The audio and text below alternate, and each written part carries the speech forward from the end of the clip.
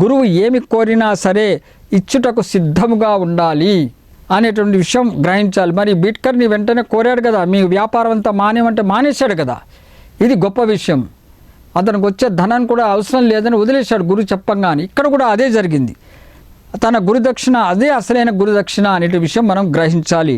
మరి ఇన్ని విధాలుగా మరి ఇంత సద్బుద్ధితో నడుచుకున్న వారి చివరికి ఎవరి దర్శనం రానవసరం లేదని గ్రహించాలి. స్వామి సమర్థ అక్కలకోట మహారాజ్ చెప్పిన విషయం ప్రకారం, అరే ఇంత చెప్పాడు కదా, స్వామిని రావట్లేదు తప్పుగా భావన చేసుకోకూడదు. అంటే సర్వాంతర్యామి, ఆ పరమార్థం చేతికిచ్చేశాడు ఆ పరమాత్మ. పూర్తిగా ఆధ్యాత్మికంగా పండిన పండుకి ఇంకేం కావాలండి?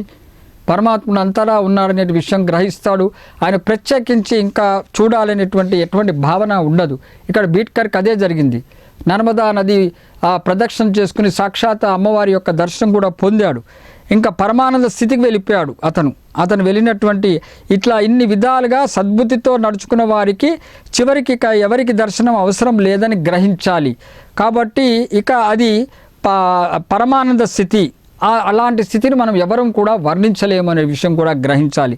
అందుకే స్వామి తన వద్దకు రావద్దు అని చెప్పాడు. అంటే పరమానంద స్థితిని తన భక్తుడైన బీట్కర్కి కలిగించాడు అనే విషయం మనం గ్రహించాలి. ఇది ఇందులో ఉన్నటువంటి గొప్ప విషయం. కాబట్టి బీట్కర్ లాగా అన్నీ వదులుకుని గురుసేవలో మునిగి గురువాజ్ఞను పాటిస్తూ అన్ని బంధముల నుండి బయటపడి బంధ విముక్తులు అయ్యాడు ఎవరు? మన బీట్కరు. అలాగే మనం కూడా అలాంటి ప్రయత్నం చేయాలండి. కాబట్టి అనగా అతను బీట్కర్ జీవించి ఉండంగానే ఆయన మోక్షం పొందాడు, బంధాలన్నీ తెంచుకున్నాడు ఆ బీట్కర్. అలాగే మనం కూడా జీవించి ఉండంగానే మోక్షం పొందాలంటే ఇలాంటి సద్గురువుల గురించి తెలుసుకోవాలి. సద్గురువుల మాటలని మనం మనసుకు పట్టించుకోవాలి. సద్గురువుల యొక్క ఆశీర్వచనం కోసం మనము ఎల్లప్పుడూ కూడా కృషి చేయాలి, సాధన చేస్తూ ఉండాలి. వారి యొక్క గొప్ప గొప్ప చరిత్రను చదువుతూ ఉండాలి. దత్తాత్రేయుల స్వామి వారి గురించి తెలుసుకుంటూ ఉండాలి.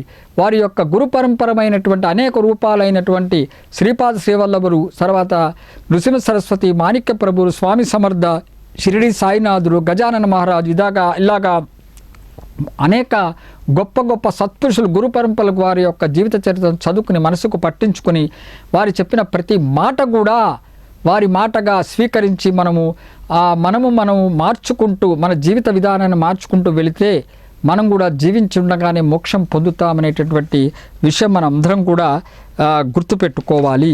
ఇది ఈ బీట్కర్ లీలలోని అతి ముఖ్యమైనటువంటి అద్భుతమైనటువంటి సంఘటన. కాబట్టి అశాశ్వతమైన కోరికల కొరకు భగవంతుడిని ప్రార్థించకూడదు. నాకు డబ్బులు రావాలి, మెడలు కావాలి, ఇంకా నేను డబ్బు సంపాదించాలి అనేటువంటి వ్యామోహంలో ఉండకూడదు అనే విషయం మనం గ్రహించాలి. ఇవన్నీ కూడా అశాశ్వతములే, పరమార్థమే మనకు శాశ్వతమైనది. అలాంటి పరమార్థాన్నే మనం కోరాలి. కాబట్టి శ్రీ స్వామి సమర్థ ఇది మనకు నేర్పించినటువంటి గొప్ప విషయం.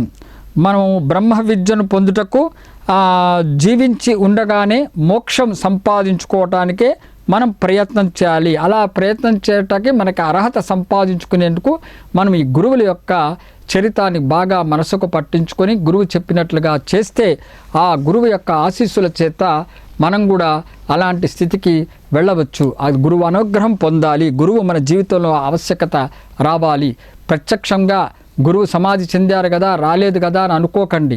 ఈ మరి దత్తాత్రేయుల అవతారమైనటువంటి ఈ గొప్ప గొప్ప సద్గురువులందరి చరిత్రలు చదివితే వారు మన జీవితంలో వచ్చినట్లే అనే విషయం మనం ఎవరం కూడా మర్చిపోకూడదు. ఇప్పుడు స్వామి సమర్థ అక్కలకోట మహారాజు గారి ముఖ్య భక్తుల గురించి చెప్పుకుంటున్నాం కదా. ఇప్పుడు అలాగే మరొక ఇద్దరు ముఖ్యమైన భక్తుల గురించి కూడా చెప్పుకుందామంటే వాళ్ళ పేరే ఆనంద భారతి ఒకరు, రెండవ అతని పేరు ఠాకూర్ దాస్ బువా. మరి ఆనంద భారతి గురించి మొదట మనం తెలుసుకుందాం. ఇతను జాలారి అంటే చేపలు పట్టేవాడు. ఇతను అసలు పేరు ఆనంద భారతి అనేది తర్వాత వచ్చింది, కానీ అసలు పేరు ఇతని పేరు లక్ష్మణ్. ఈ లక్ష్మణ్ అంటే ఇతను జాలారి పని చేస్తూ ఉండేవాడు అన్నమాట. అంటే చేపలు పట్టుకొని అమ్ముకునేవాడు. అతని జీవనోపాధి అదే, నదిలో వెళ్ళి చేపలు పట్టుకొని వాటిని అమ్ముతూ వాటి జీవనోపాధి చేసుకుంటుండేవాట ఆ లక్ష్మణ్ అని అతను. మరి శ్రీ స్వామి సమర్థ అంటే అతనికి ఇష్టం. స్వామి సమర్థ అక్కలకోట మహారాజ్ అంటే ఆ లక్ష్మణ్కి చాలా ఇష్టం.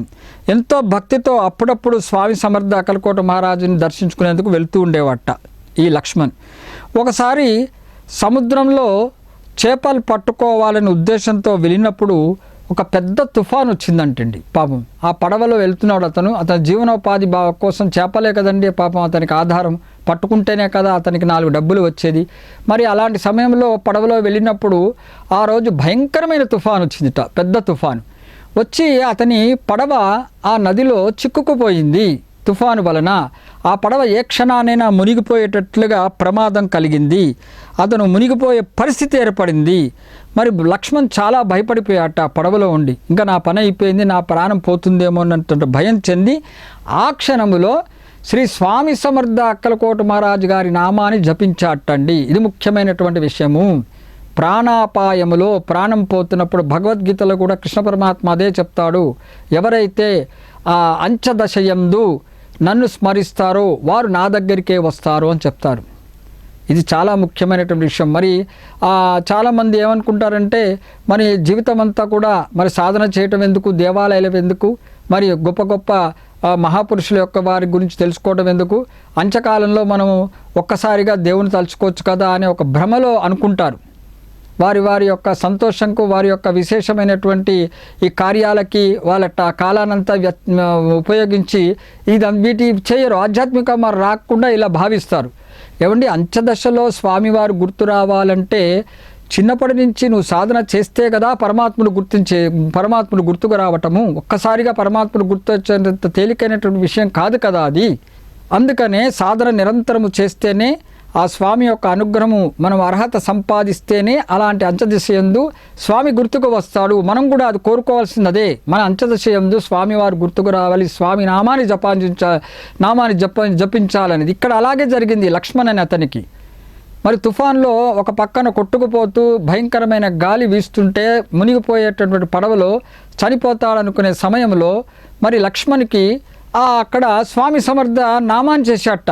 ఇంకా నా పని అయిపోయింది అనే విషయం గ్రహించి స్వామి సమర్థ యొక్క నామాన్ని చేశాట. మునిగిపోయే పరిస్థితి, అలాంటి సమయంలో అతన్ని జపించాడు.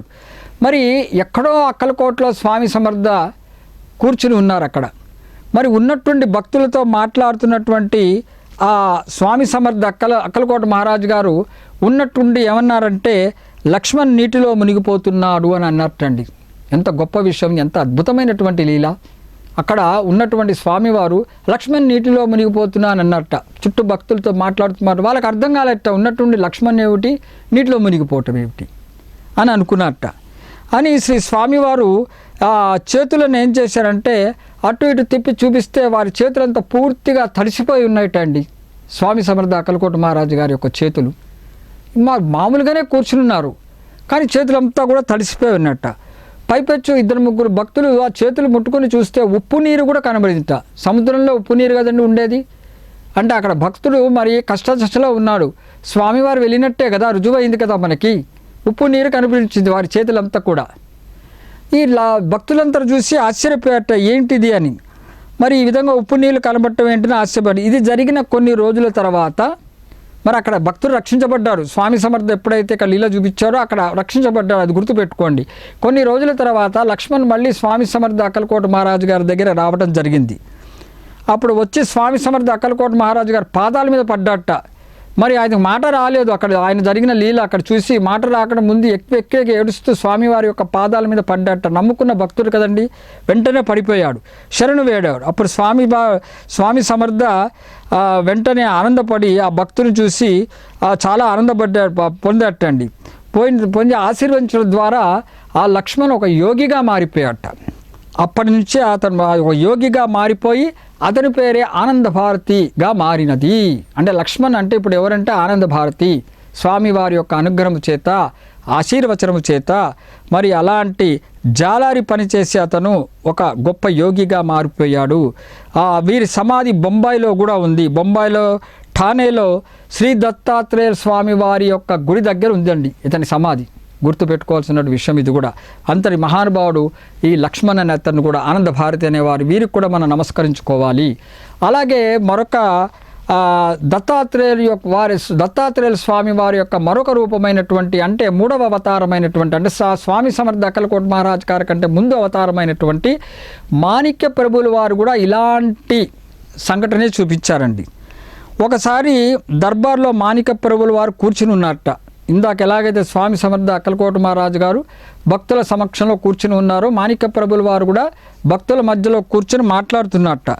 ఒక్కసారి మాణిక్య ప్రభుల వారి రెండు చేతులు పైకెత్తి చూపిస్తే మరి ఆ చేతులు పైకెత్తి లాగినట్లు చేష్ట చేశారట. అక్కడ ఆ దర్బార్లో చేతుల పైకి ఎవరినో పట్టుకుని లాగుతున్నట్లుగా ప్రవర్తించట మాణిక్య ప్రభుల వారు. మరి కొంతసేపటికి ఆ చేతుల నుంచి నీరు కారేట. స్వామి సమర్థ అక్కలకోట మహారాజు గారికి ఏ విధంగా చూపించారో మాణిక్య ప్రభుల వారు కూడా అక్కడ అలాగే దర్బార్లో చూపించారు. వారి చేతుల్లో అరచేతుల్లోంచి నీరు కార్చినట్టు కనబడింది. అది ఆ సంఘటన చూసి ఎవరికి అర్థం కాలేదు, అక్కడ భక్తులు ఎవరికి కూడా. చూడండి ఎంత దత్తాత్రేయుల వారి యొక్క లీలలు అద్భుతం. ఒక రూపంలో చూస్తుంటే మనము సంకోచమే ఉండదు. దత్తాత్రేయ స్వామి వారి యొక్క అవతారాలు, ఈ గురు పరంపర ఈ విధంగా సాగుతుంది అనేటువంటిది వారికి ప్రతి లీలలో రుజువవుతున్నది. పరమాత్ముడు రుజువు చేస్తున్నాడనే విషయం మనం గ్రహించాలి. వారి చేతిలో నీరు కారేట. కొన్ని రోజుల తర్వాత, ఇప్పుడు ఇందాక ఎలా అయితే లక్ష్మణ్ వచ్చాడో, కొన్ని రోజుల తర్వాత బొంబాయి నుంచి ఒక వర్తకుడు వచ్చి ధనం తీసుకొచ్చి ముందు మాణిక్య ప్రభుల వారి యొక్క పాదాల మీద పడి శరణు కోడి వెక్కి వేర్చి ఆ ధనమంతా పాదాల దగ్గర పోసి తీసుకోమన్నట్టండి స్వామివారిని ఆ వర్తకుడు. అది అక్కడ ఉన్న వాళ్ళందరికీ ఏమి చిత్రంగా అర్థం కాలేదు. ఎందుకంటే ఒకసారి ఆ వర్తకుడు 1,00,000 రూపాయలు తీసుకుని పడవలో వెళ్తుంటే ఆ పడవ ఆ సమయంలో తుఫాను వచ్చింటండి. తుఫాను వచ్చి ఆ పడవ కొట్టుకుపోయేదట, అతని ప్రాణం పోయేట, అతను పెట్టుకున్నటువంటి రూపాలన్నీ కూడా జలమయం అయిపోయేట. అలాంటి సమయంలో అతను దేవుణ్ణి ప్రార్థిస్తున్న సమయంలో ఆ పడవలో ఒక ముసల్మాన్ ఉన్నట్టండి. ఉండి అతనికి ఏం చెప్పాట, నువ్వు మాణిక్య ప్రభు స్వామి వారిని ప్రార్థించు అని చెప్పాట. ఎంత అద్భుతమైన లీల చూడండి. నువ్వు మాణిక్య ప్రభుల వారిని, అంటే సద్గురువును ప్రార్థించు అని చెప్తున్నారు. సాక్షాత్ పరమాత్మయ్య గురువు దగ్గర పంపిస్తున్నారు. ఇందాక రుజువు చేశాం. మరి దేవతలు ప్రార్థన చేస్తుంటే సద్గురు ప్రార్థన చేయమని అక్కడ మళ్ళీ రుజువు అవుతున్నది మనకి. ఇక్కడ మాణిక్య ప్రభుల వారిని నామాన్ని ప్రార్థన చేయమని ఒక ముసల్మాన్ ఆ పడవలో ఆ వర్తకుడు చెప్పడం జరిగింది. వెంటనే ఆ వర్తకుడు మునిగిపోతున్నటువంటి పడవలో అతను అపాయ స్థితిలో ఉన్నప్పుడు మాణిక్య ప్రభుల వారి యొక్క నామాన్ని జపించడం చేత రక్షింపబడ్డాడు. ఆ రక్షణకు ప్రతిఫలముగా అతను ధనము తీసుకొచ్చి మాణిక్య ప్రభుల వారి పాదాల దగ్గర శరణు వేడు ధనం పోసి అందరి ముందు చెప్పుకున్నట్ట ఈ లీలని. ఎంత అద్భుతమైన లీలో ఇది కూడా గ్రహించండి. కాబట్టి దీని ద్వారా మనకి అర్థమవుతుంది ఏమిటంటే, స్వామి సమర్థ అక్కలకోట మహారాజు గారు, శ్రీ మాణిక్య ప్రభుల వారు సాక్షాత్తు దత్తాత్రేయుల స్వామి వారి యొక్క అవతారములే. ఈ అన్ని గురు పరంపరలన్నీ కూడా వీరే కాదు, ఇది మనం చెప్పుకున్నటువంటి ఆ మహానుభావుల పేర్లు అందరూ కూడా సాక్షాత్తు దత్తాత్రేయుల స్వామి వారి యొక్క అవతారాలే అనేటువంటి విషయం మనం గ్రహించాలి. మరొక ఠాకూర్ దాస్ బువా అనే మరొక భక్తుడు ఉన్నాడండి. అతని పేరు ఠాకూర్ దాస్ బువా. ఇతను కూడా గొప్ప భక్తుడు. ఇతను కూడా దత్తాత్రేయ స్వామి వారి యొక్క భక్తుడు. దత్తక్షేత్రాలన్నీ కూడా దర్శించాడు ఇతను. ఎందుకంటే అతని ఇష్టదైవం దత్తాత్రేయుల స్వామి వారు కాబట్టి ఇతను అనేకమైనటువంటి దత్తక్షేత్రాలు కూడా వెళ్ళి అతని ప్రియమైన ఇష్టమైన దేవుడైనటువంటి దత్తాత్రేయ స్వామిని దర్శించడం జరిగింది. అయితే చిత్రం ఏంటంటే, ఇతని శరీరం పైన తెల్లమచ్చలు ఉన్నాయట అండి ఈ ఠాకూర్ దాస్ ఒంటి మీద. మరి అంత భక్తుడైనప్పటికీ కూడా ఇది ఒక లోపం. కారణం కర్మ. ఇది మనం తెలుసుకోవలసిన విషయం. మనం చెప్పుకున్నాం అనేక మార్లు. కర్మానుగుణంగా ఇతని శరీరం మీద తెల్ల మచ్చలు కనబడ్డాయట. పాపం ఇతను ఆ బాధతో దిగులు పడుతూ మరి బయటకు వెళితే ఆ తెల్లమచ్చలను చూసి అందరూ కూడా హేళన చేస్తూ ఉండటం వలన అతని మనోవ్యాధితో బాధపడుతూ వచ్చేటండి. కానీ ఇతను కీర్తనాకారుడు, చక్కగా పాడుతాడు. ఇతను చాలా మంచి గొప్ప పాటలు పాడుతుంటాడు దేవుడి మీద. మరి అతను బాధను తట్టుకొనలేక, తన శరీరం మీద ఉన్నటువంటి తెల్ల మచ్చలు బాధను తట్టుకొనలేక, అలాగే రోడ్డు మీద వెళ్తే ప్రజలు హేళన చేస్తుండడం చూసి అది కూడా తట్టుకొనలేక గాన్గాపూర్కి వెళ్ళట. వెళ్ళి శ్రీ నృసింహ సరస్వతి స్వామి వారిని చూసి అక్కడ దత్తాత్రేయ స్వామి వారి పాదుకల దగ్గర కీర్తన చేశాట. నృసింహ సరస్వతి స్వామి వారి యొక్క పాదుకల దగ్గర కీర్తన చేశాడు. ఎందుకంటే ఆయన కీర్తనాకారుడు కదండి. అతని భావన, అతని దుఃఖమంతా కీర్తనలో ఆవేశపూరితంగా ఎంతో ఆయన భక్తి శ్రద్ధలతో పాడేట. శ్రీ నృసింహ స్వామి వారి యొక్క పాదుకల దగ్గర. అప్పుడు దత్తుడు పరవశించట. కీర్తన నవవిధ భక్తుల్లో మనం కీర్తన కూడా విన్నాం. కీర్తనకు కూడా ముగ్ధుడవుతాడు పరమాత్ముడు అనే విషయం గ్రహించాలి. మరి అందులో కీర్తన కూడా ఉంది. కీర్తన ఎప్పుడైతే ఉంటుందో పరమాత్ముడు ఆ ముగ్ధులవుతారనే విషయం గ్రహించాలి. కాబట్టి దత్తాత్రేయ స్వామి వారు అనుగ్రహించారు పరవశంతో. అనుగ్రహించి వారు ఏం చెప్పారట, మరి అలా కీర్తన చేస్తుంటే ఆయనకి ఒక సందేశం ఇచ్చాడు. ఏమని అంటే, నువ్వు అక్కలకోటకు వెళ్ళి స్వామి సమర్థ అక్కలకోట మహారాజు గారిని దర్శించు అని చెప్పడం జరిగింది. మరి ఎప్పుడైతే అలా చెప్పాడో ఈ ఠాకూర్ దాస్ అక్కలకోటకి పయనమయ్యాడు. ఎలా? కాలినడక మీద వెళ్ళాటండి అక్కలకోటకి. కాలినడకతో అక్కలకోటకి వెళ్ళాడు. వెళ్ళి మరి స్వామి సమర్థ దర్శనానికి వెళ్ళినప్పుడు స్వామి సమర్థ ఏం చేశాట, ఆ ఠాకూర్ దాసుని చూసి కస్తూరి ఎదిరా అని అన్నట్ట. ఆశ్చర్యకరమైన విషయం. ఆయనేమో ఒక బాధతో తనకు తెల్లమచ్చలు ఉన్నాయి, అందరూ హేళన చేస్తున్నారు. తన బాధను స్వామి సమర్థ దత్తాత్రేయ స్వామి చెప్పారు కదా, మరి ఇతని వీరికి చెప్పుకుందామని వస్తే స్వామివారు నాకు కస్తూరి ఎదురా అని అడిగట. అంటే అంతరార్థం ఏమిటండి? నృసింహ సరస్వతి స్వామి ఉన్న ప్రాంతం ఏమిటి? గాన్గాపూర్. గాన్గాపురంలో మరి నృసింహ సరస్వతి స్వామి వారి యొక్క పాదుకలకి కస్తూరితోనూ మరియు అలాగే సుగంధ ద్రవ్యాలతో పూజ చేస్తారండి. కస్తూరి అనేది అక్కడ అంత ముఖ్యమైనటువంటి విషయం. ఆ పాదుకల మీద కస్తూరి తెచ్చుకుని మనం కనుక దాని బొట్టుగానో లేదా మరి ఏ విధంగా మనకి ఉపయోగిస్తే చాలా ఆశీర్వచనం పొందినటువంటి ఒక గొప్ప సూచన అది. మరి స్వామి సమర్థ అక్కలకోట మహారాజు ఎప్పుడైతే ఈ భక్తుడు గనగాపురం నుంచి వచ్చాడో కస్తూరి ఏది అన్నానంటే, అక్కడ ఉన్న స్వామి ఈయనే కదా, అది స్వామి సమర్థ దత్తాత్రేయ స్వామి వారే కదా. అక్కడ నృసింహ సరస్వతిగా ఉన్నారు, ఇక్కడ స్వామి సమర్థగా ఉన్నారు, ఇందాక మాణిక్య ప్రభులుగా ఉన్నారు. ఎంత విచిత్రమో చూడండి. ఇదంతా కూడా అలాగే తిరుగుతూ ఉంటుంది. మన దత్తాత్రేయ స్వామి రూపము ఆ విధంగా అన్ని చోట్ల మనకు కనబడుతూనే ఉంటుంది. ఇక్కడ నా కస్తూరి ఏదిరా అని అడిగట స్వామి సమర్థ అక్కలకోట మహారాజు గారు. నా కస్తూరి నాకు ఇవ్వనట్ట. మరి అయితే ఆ ఠాకూర్ దాస్ ఆశ్చర్యపోయి నిజానికి కస్తూరి తెచ్చుకున్నాడు, మర్చిపోయాడు. కానీ అతనికి ఉన్నటువంటి ఆవేదన, అతనికి ఉన్నటువంటి ఆ బాధ వ్యక్తం చేసుకోవాలనే ఉద్దేశంతో కస్తూరి తేకుండా వచ్చాడనమాట. అయితే మరి వెంటనే ఆయన ఏం చేశాడంటే, గాన్గాపూర్లో శ్రీదత్తునికి అభిషేకించినటువంటి కస్తూరిని తన వెంట ఎప్పుడైతే తెచ్చుకున్నాడో అది మళ్ళీ తీసుకుని వచ్చి అది స్వామికి కస్తూరి ఇచ్చట. అతను ఇస్తే స్వామి సమర్థ అక్కలకోట మహారాజు గారు ఏం చేశారంటే ఆ కస్తూరిని తీసుకొని స్వామి సమర్థ చుట్టూ పిల్లలందరూ ఆడుకుంటున్నట్టండి. ఆ పిల్లలను పిలిచి ఆ కస్తూరి అందరి చేతి మీద రాస్తూ ఉన్నారట. చిన్నపిల్లవారిలాగా ప్రవర్తిస్తారు స్వామి సమర్థ అక్కలకోట మహారాజు గారు. అతను వచ్చిన భక్తులు కూడా మర్చిపోతారు, ఏమిటి మేము వచ్చింది ఏమిటి, ఇక్కడ కనబడుతుంది ఏంటనేది. అతని పరిస్థితి అలాగే అయిపోయింది ఠాకూర్ దాస్ది. అక్కడ కస్తూరి అందరికి పిల్లలందరి చేతికి రాస్తున్నట్టు స్వామి సమర్థ ఒక చిన్న పిల్లల వాళ్ళలాగా కస్తూరి పూస్తున్నాడు. ఆయన కూడా ఆటలు ఆడుకుంటున్నట్టుగా కనబడింది అన్నమాట. మరి ఠాకూర్ దాస్ అక్కలకోటలోనే ఉండి మరి ఆ స్వామివారికి అలా కీర్తన చేస్తూ వచ్చాట. స్వామి సమర్థకు అక్కలకోట మహారాజు గారు కీర్తన చేస్తూ వచ్చారు. ఎందుకంటే సాక్షాత్తు దత్తాత్రేయ స్వామి వారే వారిని పంపించారు అక్కడికి. కాబట్టి అక్కడ కాలమంతా కూడా కీర్తనతో చేస్తూ గడిపాడు. ఒకసారి స్వామి సమర్థ అక్కలకోట మహారాజు గారు ఈయన కీర్తన చేస్తున్న సమయంలో ఈయన ఏం చేశారంటే, స్వామి సమర్థ ఒక కాలిన కట్టెపులను ఠాకూర్ దాస్ పైన విసిరారట.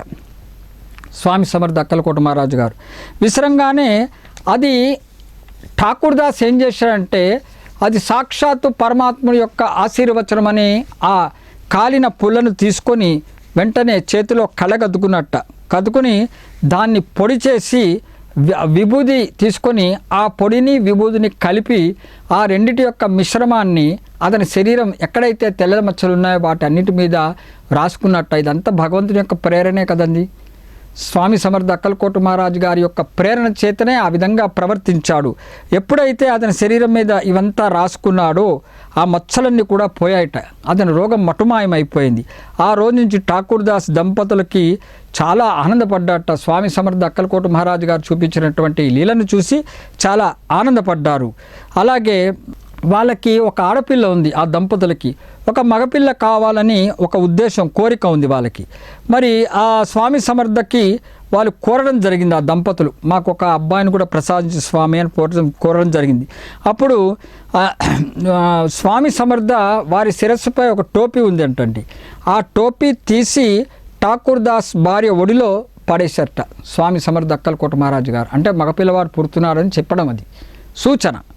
అయితే తర్వాత కొన్ని నెలల తర్వాత నిజంగానే ఆమె గర్భవతి అయి కొడుకుని ప్రసవించింది.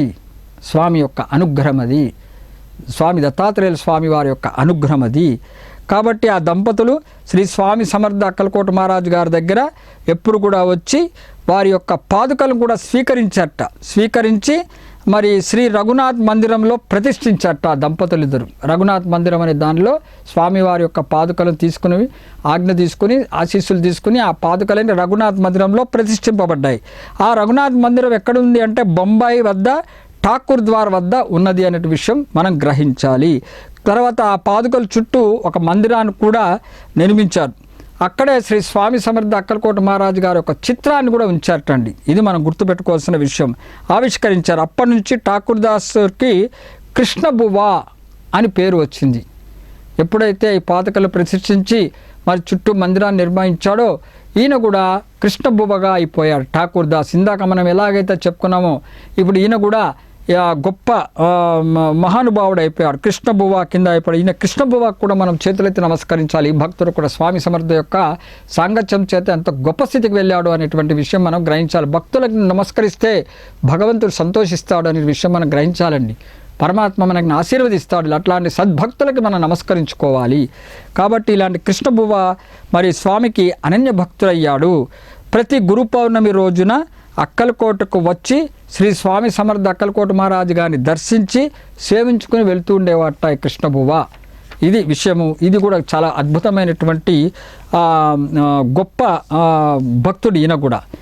ఇప్పుడు మనం దత్తాత్రేయుల స్వామి వారు శ్రీపాదునిగా, నృసింహ సరస్వతిగా, మాణిక్య ప్రభులుగా, స్వామి సమర్థ అక్కలకోట మహారాజుగా, షిరిడి సాయిబాబాగా ఇలా మనము పరంపరగా వెళ్తూ వచ్చింది అని చెప్పాం. చిత్రం ఏంటంటే శ్రీ స్వామి సమర్థ అక్కలకోట మహారాజు గారు అంటే దత్తాత్రేయ స్వామి వారి అవతారమైనటువంటి స్వామి సమర్థ అక్కలకోట మహారాజు గారి అంశముగా ఒకరు జన్మించారండి. అది చరిత్రలో కనబడుతుంది, అక్కలకోట స్వామి చరిత్రలో. అతనే శ్రీ అవధూత కృష్ణ సరస్వతి. వీరికి కూడా మనం మనస్ఫూర్తిగా నమస్కరించుకోవాలి. ఆయన అవధూత, ఎందుకంటే స్వామివారి యొక్క అంశంగా జన్మించినటువంటి మహానుభావుడు కృష్ణ సరస్వతి. కాబట్టి ఆయన కూడా అవధూత. అంటే ఈయనకు నమస్కరిస్తే స్వామివారికి నమస్కరించినట్టుగా మనం భావన చేసుకోవాలి. అంత అద్భుతమైనటువంటి మహానుభావుడు ఈయన ఈ కృష్ణ సరస్వతి. ఆయన స్వామి సమర్థ అంశంగా పుట్టాడు అంటే మరి ఎంతో గొప్ప విషయం కదండి. ఇలాంటిది ఎక్కడ చూడలేదు మనం. ఇప్పుడు ఆయన గురించి మనం తెలుసుకుందాం. ఇతను బ్రాహ్మణ దంపతులైన అప్పా భట్, అన్నపూర్ణాబాయి అనే దత్తభక్తులకు పుట్టాడండి ఇతను. వాళ్ళిద్దరు దత్తభక్తులు. ఆ దంపతులు ఇద్దరు కూడా ఎవరంటే అప్పా భట్ అని, అలాగే అన్నపూర్ణాబాయి అని. వాళ్ళకి నిజానికి అప్పుడు మొదట సంతానం లేదు. లేకపోచేత శ్రీ దత్తాత్రేయ స్వామి వాళ్ళని కొలవటం జరిగింది. ఆ దంపతులు ఇద్దరు కూడా స్వామి మాకు ప్రసాదించండి, ఒక సంతానం ప్రసాదించండి అని వేడుకున్నట్ట ఆ పుణ్య దంపతులు ఇద్దరు కూడా. మరి అట్లా వేడుకొనగా పూజ చేయగా ఒకరోజు శ్రీ దత్తాత్రేయుల స్వామి వారు ఆ దంపతుల కలలో కనిపించి వారే స్వయంగా వారి గర్భంలో జన్మించదనని ఆశీర్వదించారట దత్త భగవానుడు. ఎంత గొప్ప అద్భుతమైన విషయమో గుర్తుంచుకోండి. కాబట్టి శ్రీ దత్తాత్రేయుల స్వామి వారి యొక్క అనుగ్రహము చేత ఒక తేజోవంతమైనటువంటి ఒక కుమారుడు వారికి జన్మించారు. ఆ దంపతులకి, అప్పాభట్కి, అన్నపూర్ణాబాయికి ఒక అద్భుతమైనటువంటి తేజోవంతమైనటువంటి శ్రీదత్తుని యొక్క అనుగ్రహం చేత, కలలో కనిపించడం చేత దత్తుని ప్రసాదం కలిగింది అనే విషయం గ్రహించాలి. ఒక కుమారుడు జన్మించాడు. అతను చిన్నతనము నుండి కూడా అతను సకల విద్యల్లో ఆరితేరినవాడు. ఎందుకంటే భగవంతుని యొక్క రూపం కదండి, వాళ్ళకి ప్రత్యేకంగా నేర్చుకోవాలా ఏ విద్యలైనా అవసరం లేదు, భగవంతుడి యొక్క అంశం. కాబట్టి సకల విద్యలు వాళ్ళకి వచ్చు. కాబట్టి ఈ చిన్నపిల్లవాడి విషయంలో కూడా అలాగే జరిగింది. ఎంతో నైపుణ్యం చూపించట అన్ని విద్యల్లో, సకల విద్యల్లో చిన్నతనము నుండి కూడా చాలా నైపుణ్యం చూపించడం జరిగింది. ఆ దంపతులు ఒకసారి ఆ బాలునితో సహా అక్కలకోటకు రావడం జరిగింది.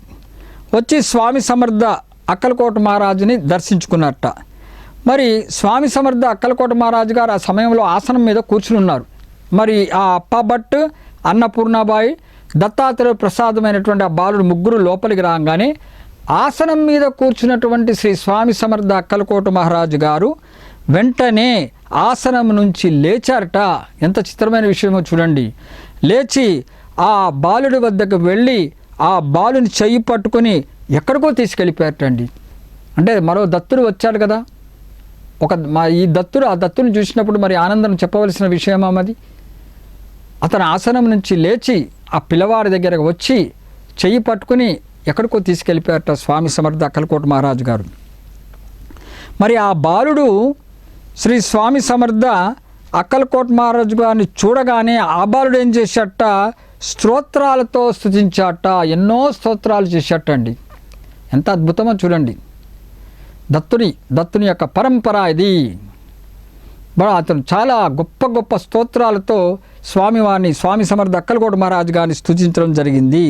శ్రీ స్వామి సమర్థ ఎంతో ఆనందపడి ఆ బాలుని చూసి ఇట్లా అన్నట్ట, నీవు కారణ జన్ముడవు, కారణాన్ని కోసమని స్వామివారు పంపించినటువంటి ప్రసాదం ఆయన, కారణ జన్ముడవు, నీవు నా అంశానివే, అంటే దత్తుని యొక్క అంశానివే అని చెప్తున్నారండి.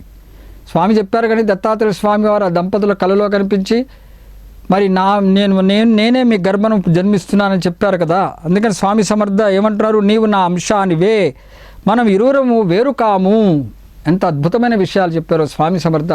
అంటే ఆ కృష్ణ సరస్వతి మహనీయుడు దత్తాత్రేయ స్వామి వారు.